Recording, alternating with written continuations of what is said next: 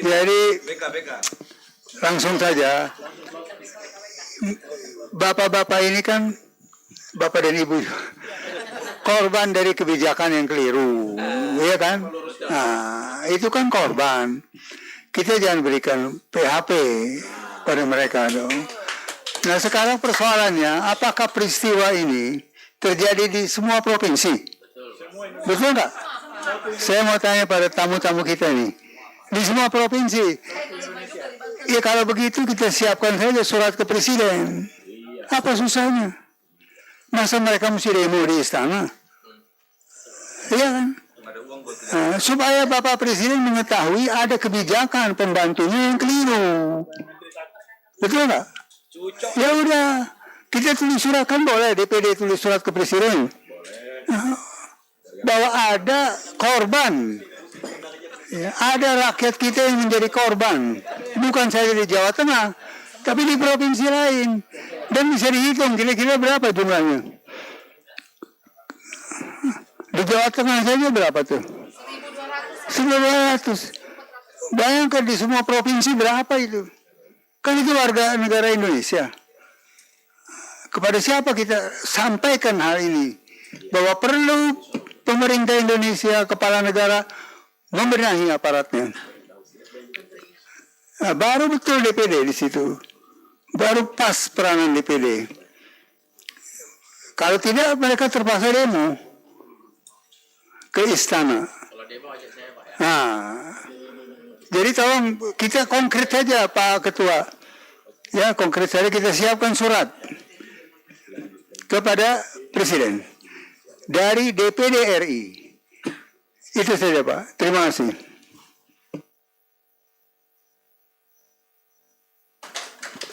Baik, terima kasih ini senior. Saya ingin meluruskan ya bahwa Bu Ade ya, ini justru menteri yang baru melanjutkan, konsisten. Iya, ini kan tadi menteri ya. Jadi karena menteri terdahulu mengatakan bahwa peserta yang P1 akan diangkat, maka menteri yang sekarang memberikan prioritas. Artinya dijamin ya, diterima. Mestinya kan begitu. Faktanya, lah ini lagi-lagi formasi provinsi kabupaten tidak sebesar yang diharapkan oleh mereka. Ya karena manajemen sebenarnya, ini karena kebutuhan guru dan sebagainya. Menteri Pendidikan sudah memberi ruang sebenarnya. Kalau kelebihan nanti ditempatkan di sekolah swasta. Tapi lagi-lagi kan daerah tetap tidak mau. Problem yang terakhir yang kasihan mereka begini, sudah dijamin harus diterima, ya, bukan lagi diterima, bahkan ada plan B yang non ASN yang tidak lulus itu tetap diluluskan, ya kan gitu ya, tapi masuk ke paruh waktu, mereka pun tidak masuk, begitu ya kurang lebihnya. Mereka sekarang loh, gimana saya itu nasibnya? Ini yang perlu kita pahami. Sampai-sampai Pak Pendeta, Pendat, mereka kemarin diminta untuk membuat minta persetujuan dari yayasannya karena akan diterima. Itu kan pasti diterima kalau orang prioritas. Tapi lagi-lagi sekarang masalah formasi tidak ada. Jadi inilah masalah kita, miss ya antara kementerian dengan daerah. Dan Pak Pendat, kita kan sudah juga kemarin datang ke provinsi, ke Menteri Dalam Negeri, yang akhirnya Menteri Dalam Negeri sudah marah juga ke provinsi dan kabupaten kota. Tapi kabupaten kota duitnya mana, mungkin begitulah kurang lebihnya.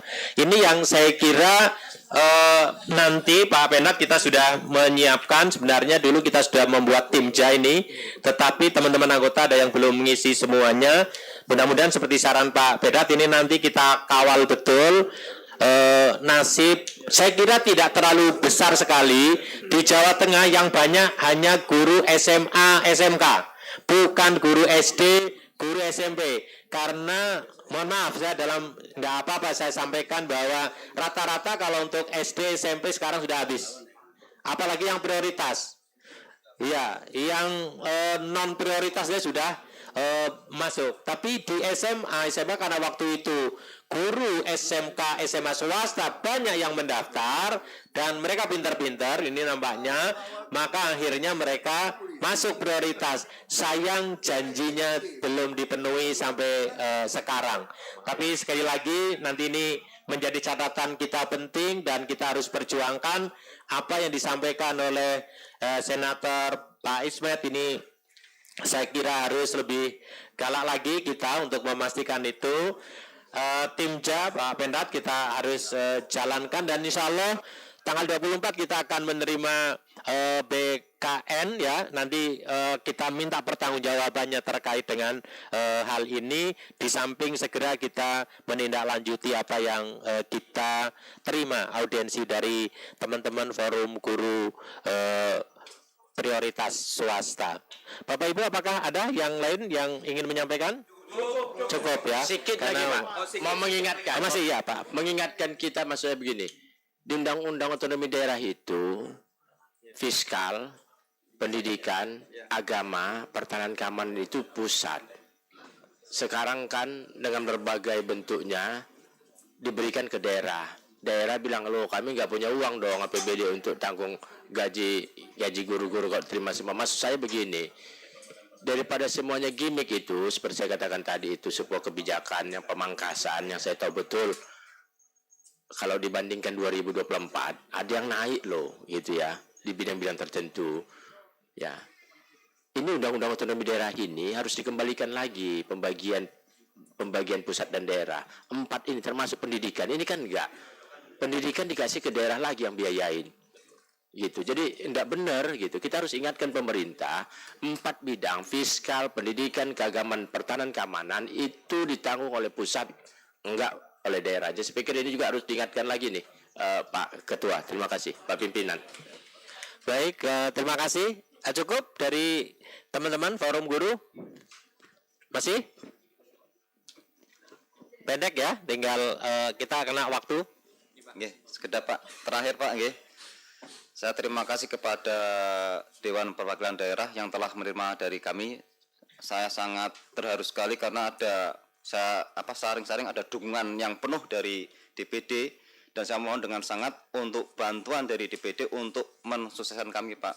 Tolong kami bantu Pak biar guru-guru yang sudah diberhentikan itu ya biar dapat pekerjaan Pak. Biar lolos P3K Pak. Dan saya mohonkan supaya ini dari DPD mengawal kami seperti yang tadi disampaikan supaya menyurati Bapak Presiden Pak. Biar kami tuntas di tahun 2025 ini Pak. Terima kasih. Assalamualaikum warahmatullahi wabarakatuh. Baiklah, saya kira cukup dan izin saya akan menyampaikan kesimpulan audiensi ya pada hari ini, hari Senin tanggal 10 Februari 2025.